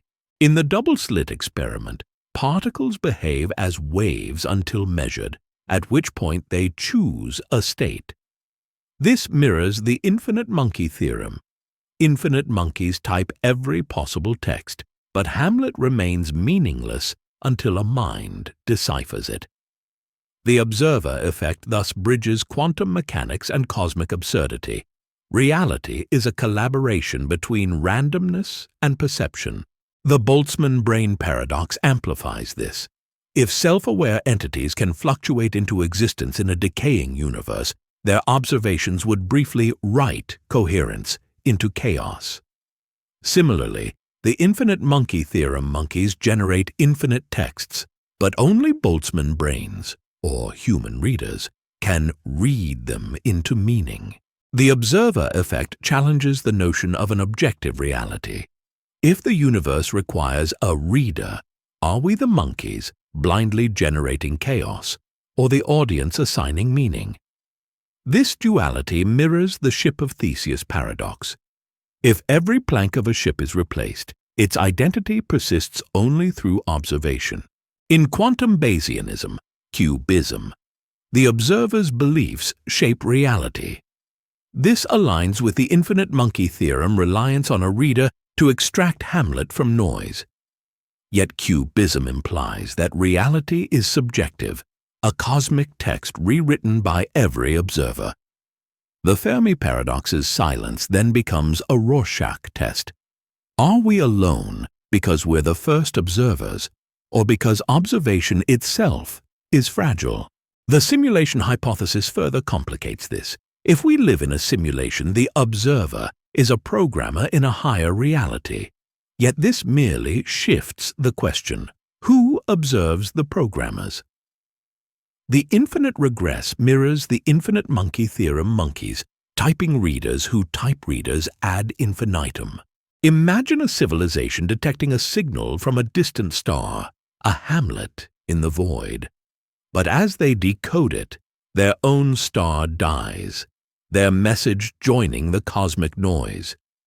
This mirrors the trolley problem of eternity. Choices echo infinitely, yet consequences dissolve into entropy. The coding monkey dilemma resurfaces here. Just as programmers might mechanically create systems without questioning ethics, civilizations might advance technologically without solving existential risks. The great filter becomes a line of code in a program no one wrote, or a trap no one anticipated. The Cassandra dilemma, knowing disaster is inevitable yet failing to prevent it, haunts this paradox. Climate change, pandemics, and AI risks mirror the filter's shadow. We type our Hamlet, technological progress, while the library crumbles, planetary decay. The Fermi paradox hinges on the observer effect. If consciousness is rare, the library's texts remain unread. If common, why the silence? This echoes quantum mechanics, where observation collapses superposition. In the cosmic library, the act of reading, detecting signals, interpreting data, might itself be the filter. The simulation hypothesis offers a twist. If we are simulated, the readers are programmers in a higher reality. Yet this does not resolve the paradox. It relocates it. The programmer's motives, like the filter's location, remain opaque. What if you're a fleeting thought in a decaying universe, a monkey's daydream? The Boltzmann brain paradox emerges from the intersection of thermodynamics and metaphysics. In a universe trending toward entropy, a state of maximum disorder, physicist Ludwig Boltzmann proposed that random fluctuations could temporarily reverse decay, forming localized pockets of order. Among these fluctuations, some might generate self-aware entities, Boltzmann brains. These minds would briefly perceive reality before dissolving back into chaos, akin to a monkey's daydream in the void. This idea mirrors the Infinite Monkey Theorem, IMT, where infinite randomness inevitably produces coherent texts like Hamlet. But while the IMT relies on infinite time, Boltzmann brains arise from statistical improbability in a finite, decaying cosmos. Both concepts grapple with the tension between chaos and perception. The IMT's monkeys type Hamlet only if an observer deciphers it, while Boltzmann brains exist only if their fleeting consciousness registers the universe. The paradox deepens when considering heat death. As the universe approaches thermodynamic equilibrium, energy gradients vanish, and fluctuations become the sole source of order. A Boltzmann brain could form in this void, a self-aware entity with false memories of a non-existent past. This challenges the notion of reality itself. Are you a Boltzmann brain, hallucinating a cosmos that never was? The Boltzmann brain hypothesis forces a radical re-evaluation of consciousness. If your mind is a statistical fluke, how do you verify your realness? Philosopher David Chalmers argues that subjective experience, the hard problem of consciousness, resists reduction to physical processes. Yet Boltzmann brains reduce consciousness to thermodynamic noise, stripping it of narrative or meaning. This mirrors the simulation hypothesis, where reality is a construct. But while simulations imply intentional design, Boltzmann brains are accidental glitches, a cosmic typo. The philosopher Nick Bostrom's trilemma, that we are likely simulated, collapses here. If Boltzmann brains outnumber biological minds, reality is more likely a fluctuation than a simulation. The observer effect in quantum mechanics amplifies this uncertainty. If observation collapses quantum states, Boltzmann brains could create their own realities, mistaking noise for coherence. This echoes the Infinite Monkey Theorem monkeys. Their Hamlet is meaningless until perceived, but a Boltzmann brain's perception might itself be meaningless. Imagine waking up as a Boltzmann brain, a mind forged in entropy's void. You recall a life on Earth, relationships, achievements, yet none of it exists. Your memories are artifacts of a fluctuation, like the Infinite Monkey Theorem monkeys accidentally typing Hamlet. This mirrors the ship of Theseus paradox. If every component of your identity is replaced, are you still you? For a Boltzmann brain, the question is moot. There is no you to begin with. The Fermi paradox intersects here. If advanced civilizations inevitably face heat death, their members might dissolve into Boltzmann brains, fleeting observers in a dying cosmos. The universe's silence could reflect this truth. No civilizations endure. Only statistical ghosts. Even ethics unravel. If a Boltzmann brain commits a moral act, saving a virtual child in its hallucination, is the act real? The trolley problem becomes absurd. Pulling the lever saves no one, as the trolley, tracks, and victims are illusions. Boltzmann brains challenge human intuition about time. While the Infinite Monkey Theorem monkeys operate over infinite eons, Boltzmann brains emerge in finite but vast timescales. The probability of a Boltzmann brain forming is astronomically low, yet over trillions of years it becomes statistically inevitable. This mirrors the Doomsday argument. If most humans are early, we might be simulations, or Boltzmann brains. The paradox also destabilizes memory. A Boltzmann brain's past is a mirage, yet its subjective experience feels continuous. This echoes the Cassandra dilemma, knowing reality is an illusion yet being unable to escape it. What if you're a fleeting thought in a decaying universe, a monkey's daydream? The Boltzmann brain paradox arises from the interplay of thermodynamics and metaphysics, challenging our understanding of consciousness and reality. In a universe governed by entropy, a measure of disorder, the second law of thermodynamics dictates that systems tend toward maximum entropy, a state of uniform, lifeless equilibrium. Yet physicist Ludwig Boltzmann proposed that random fluctuations in this decaying cosmos could temporarily reverse entropy, creating localized pockets of order. Among these fluctuations, some might generate self-aware entities. Boltzmann brains, these hypothetical minds, born of chaos, would briefly perceive a coherent reality before dissolving back into disorder. This mirrors the Infinite Monkey Theorem, IMT, where infinite monkeys typing randomly will eventually produce Hamlet. But while the IMT relies on infinite time, Boltzmann brains emerge from statistical improbability in a finite, dying universe. Both concepts grapple with the tension between randomness and perception. The IMT's monkeys type Hamlet only if an observer deciphers it, while Boltzmann brains exist only if their fleeting consciousness registers the universe.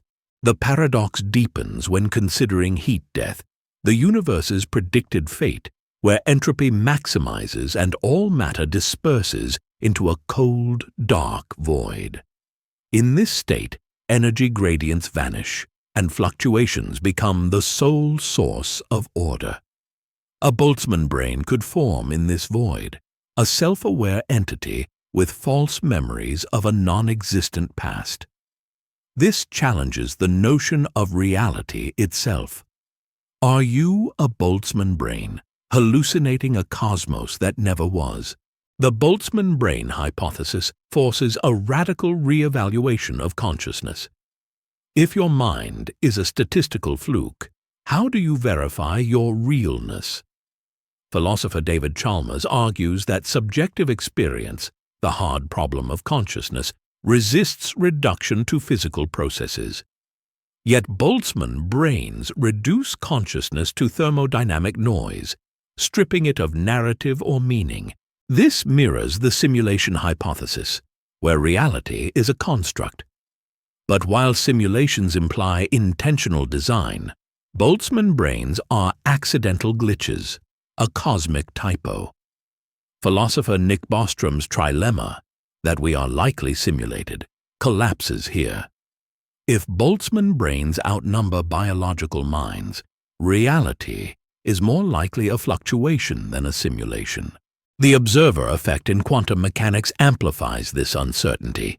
If observation collapses quantum states, Boltzmann brains could create their own realities, mistaking noise for coherence.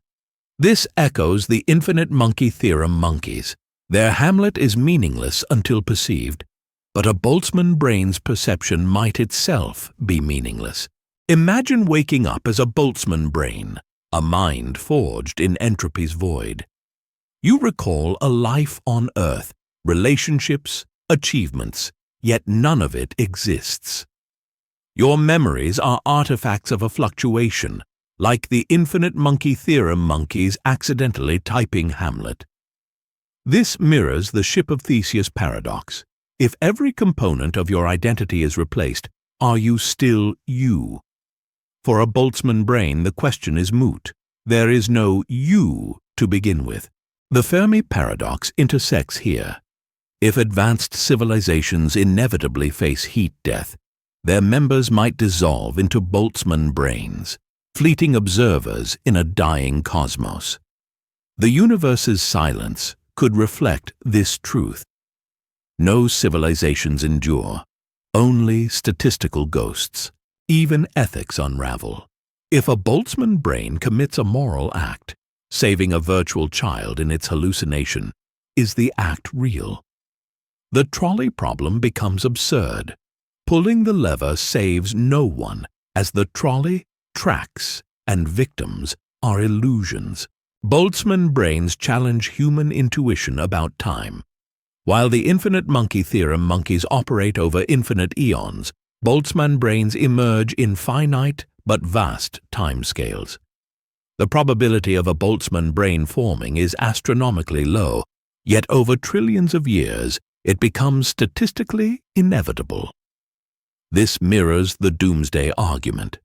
If most humans are early, we might be simulations, or Boltzmann brains. The paradox also destabilizes memory.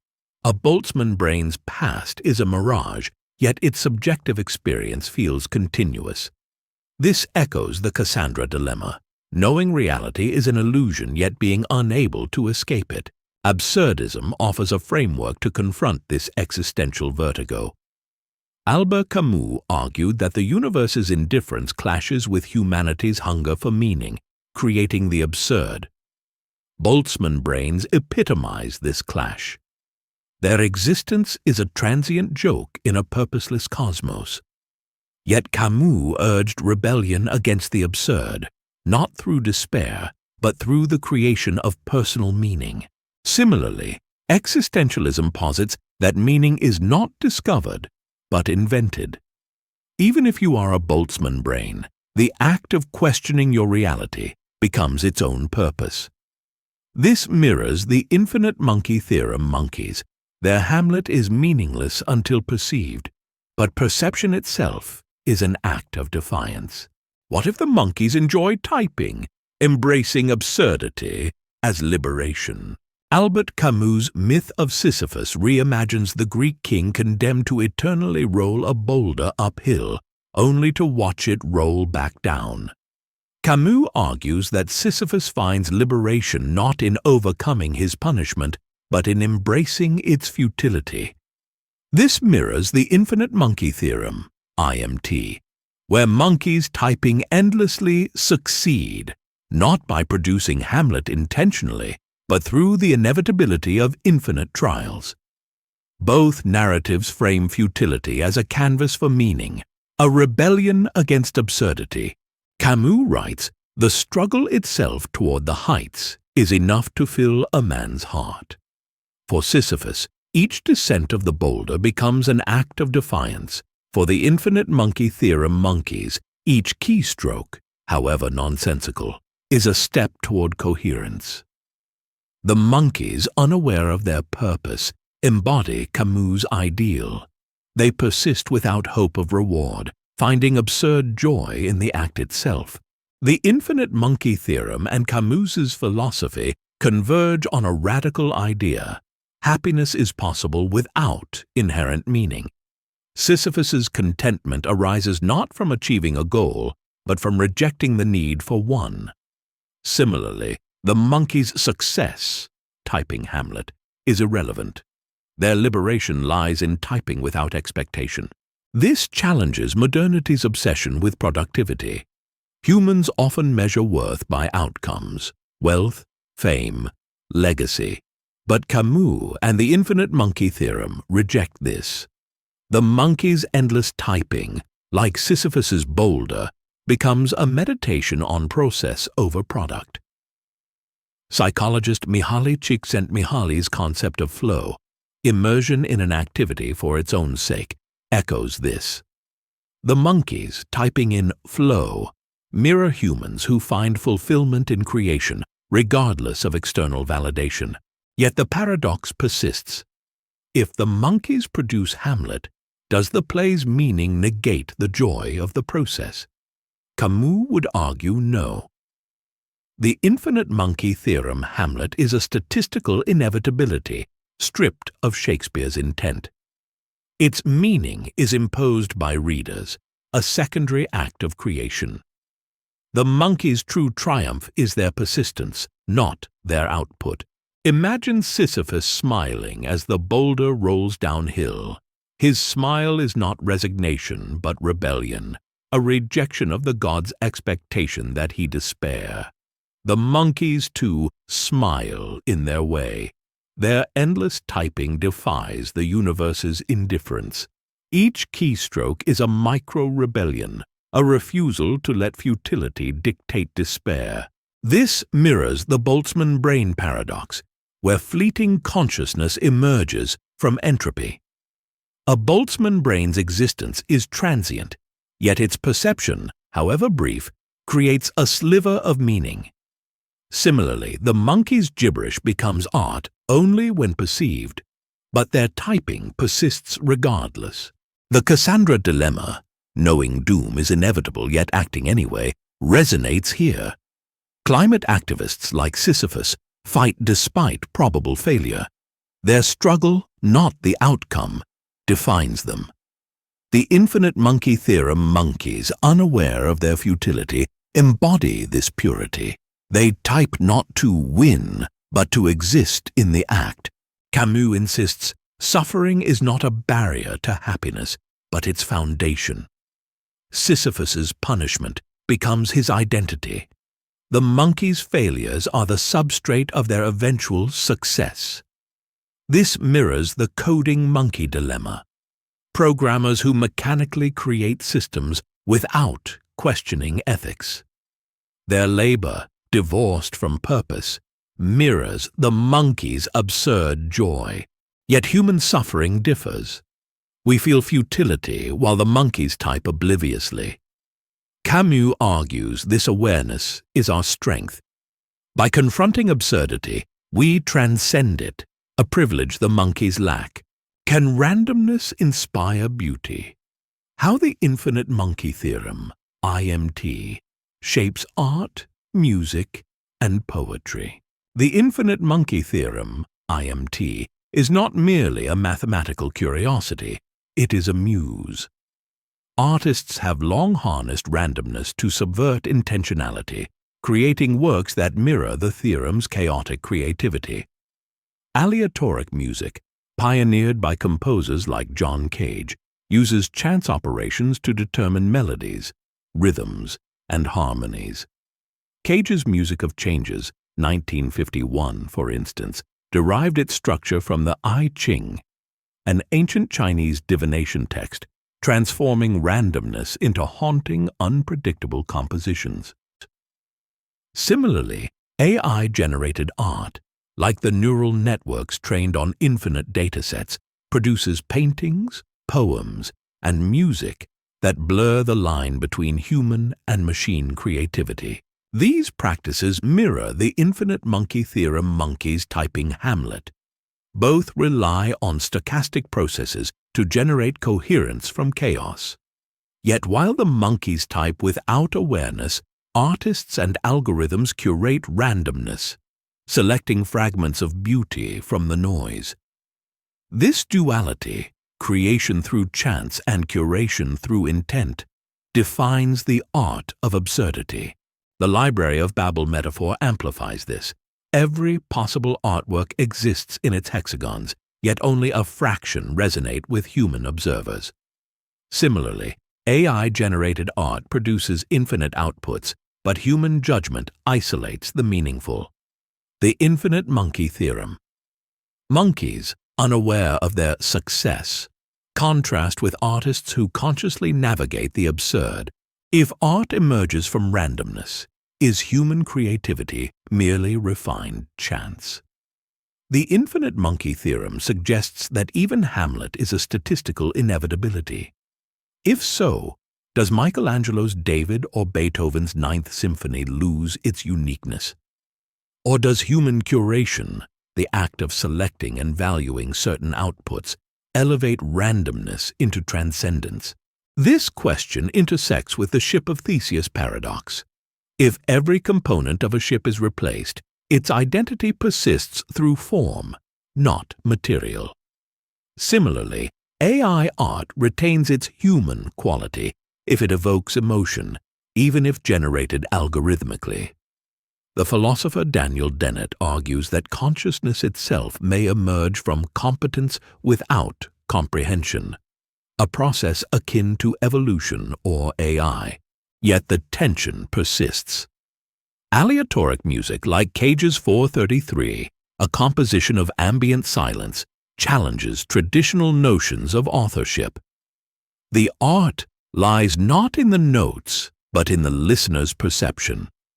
This mirrors the Infinite Monkey Theorem. Hamlet exists only when read. The Boltzmann brain paradox deepens this.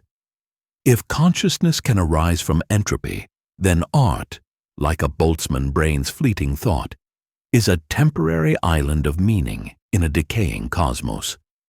The act of creation becomes a defiance of thermodynamic inevitability. Consider the coding monkey dilemma. Programmers automate creativity, generating art through algorithms that mimic human intuition. Projects like Google's Deep Dream or AI-generated poetry produce outputs that feel eerily intentional. Yet these systems, like the Infinite Monkey Theorem monkeys, operate without consciousness. Their art is a reflection of human-coded parameters, not desire or vision. This mirrors the Cassandra dilemma. Knowing an outcome is inevitable, yet acting anyway. Artists use randomness not because it guarantees beauty, but because it might. The composer Xenakis, for instance, used stochastic mathematics to craft Metastasis, 1955, a piece that channels chaos into visceral soundscapes. The beauty lies in the tension between algorithmic precision and human emotion. The uncanny valley of existence resurfaces here. AI art that mimics human styles, like the monkey's accidental Hamlet, feels unsettlingly close to intentionality, yet lacks a soul. Yet some argue that intentionality is overrated. The Dadaists embraced chaos, crafting anti-art from random collage. Their works, like the Infinite Monkey Theorem output, reject coherence in favor of provocation. Human judgment becomes the linchpin. In the Library of Babel, librarians invent classification systems to navigate infinite texts. Similarly, artists curate randomness, selecting, refining, and contextualizing outputs. This act of curation mirrors the observer effect in quantum mechanics. Perception collapses possibilities into meaning. The simulation hypothesis complicates this. If we are simulated, our creativity might be a programmed illusion. Yet even in simulations, the emotional impact of art persists, a paradox that blurs the line between code and consciousness. Are you the monkey or the poet, reclaiming agency in an infinite universe? The Infinite Monkey Theorem, IMT, and the philosophy of absurdity converge on a profound truth. Meaning is not discovered, but created. The monkeys type endlessly, producing every possible text, yet their output remains meaningless until a human reader assigns significance. Similarly, the cosmos operates without inherent purpose. Its stars burn, its galaxies spiral, and its particles collide in a grand, indifferent symphony. But within this chaos lies humanity's unique role. We are the poets who transform randomness into meaning through choice. Albert Camus' myth of Sisyphus encapsulates this idea. Sisyphus, condemned to eternally roll a boulder uphill, finds liberation not in escaping his punishment, but in embracing it. His rebellion against absurdity transforms futility into purpose. Like Sisyphus, humans navigate a universe indifferent to their struggles, yet they create meaning through acts of defiance. The Infinite Monkey Theorem mirrors this process. While the monkeys type aimlessly, humans curate their output, selecting fragments that resonate with emotion or intellect. This duality between chaos and curation is the essence of human creativity. We are neither passive observers nor mere participants. We are active creators shaping narratives from noise. The philosopher Daniel Dennett describes consciousness as competence without comprehension, suggesting that even seemingly random processes can yield coherent outcomes.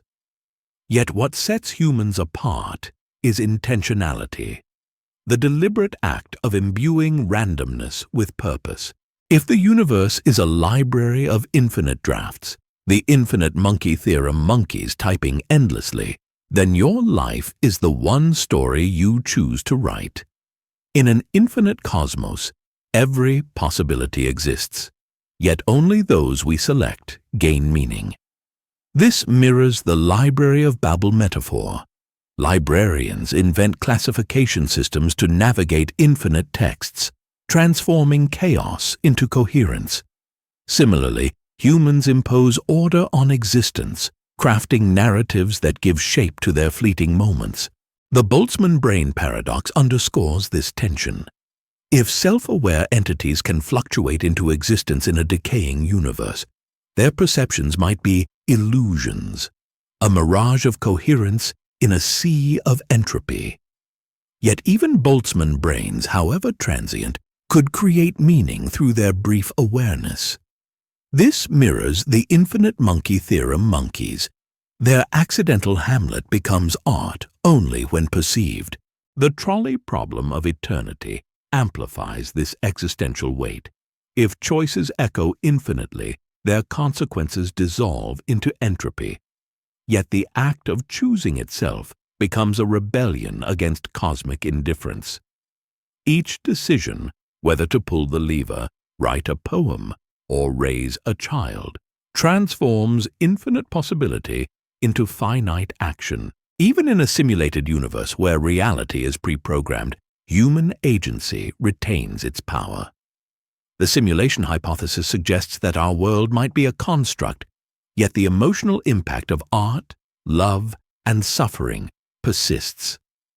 These experiences feel real because they are real to us, products of perception rather than objective truth.